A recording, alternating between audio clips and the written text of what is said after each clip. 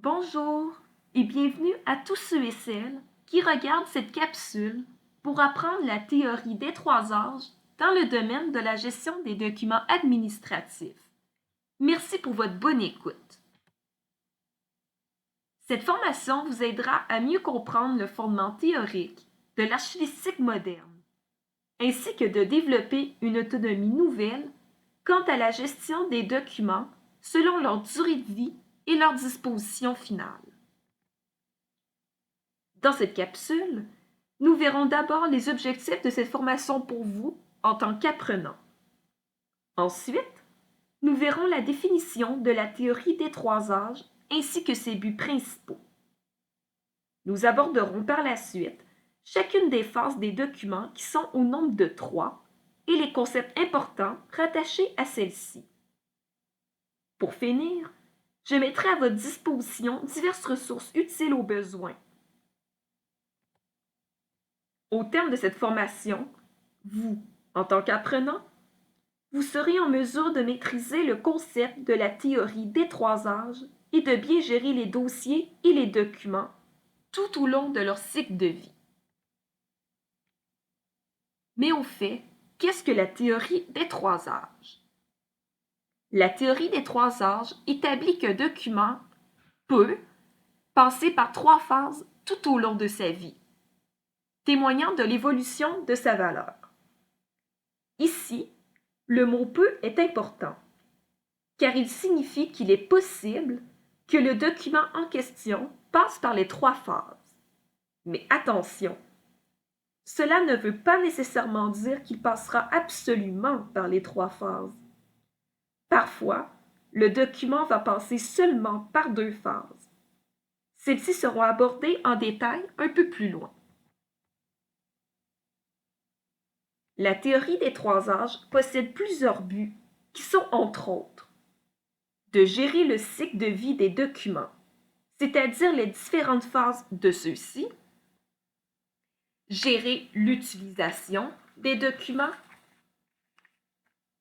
structurer la gestion documentaire en ayant un système organisé pour les dossiers et documents, qu'ils soient papier ou électroniques, garantir la conservation à long terme ou l'élimination le cas échéant selon la disposition finale.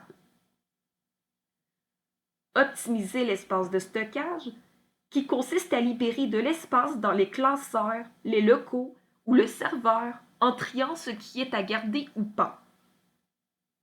Et enfin, assurer l'accessibilité des documents qui sont conservés si besoin il y a de les consulter.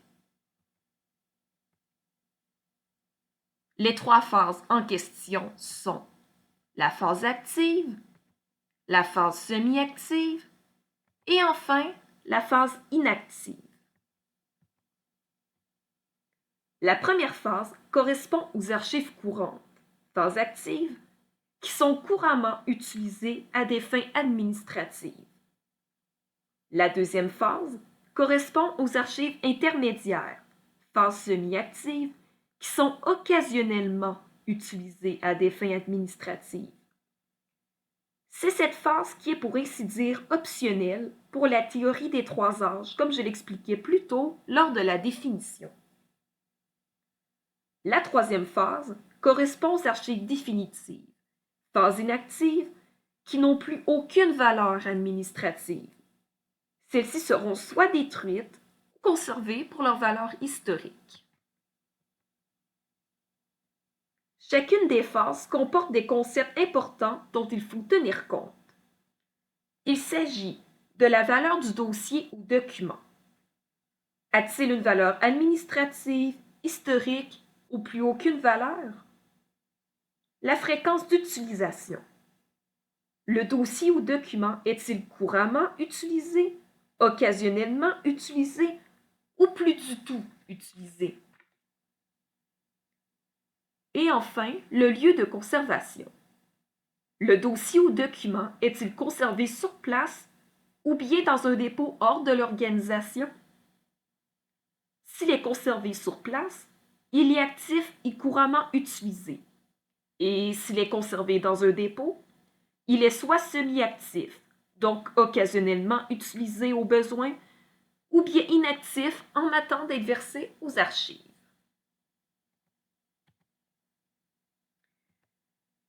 Pour bien résumer la théorie des trois âges, rappelons-nous qu'elle sert principalement à gérer le cycle de vie des dossiers et documents selon les phases actives, semi-actives et inactives.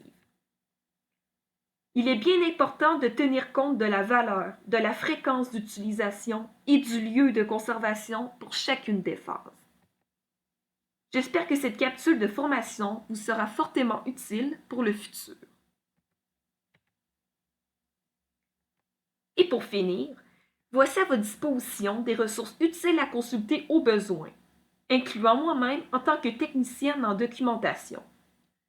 Vous pouvez me joindre par courriel à n'importe quel moment.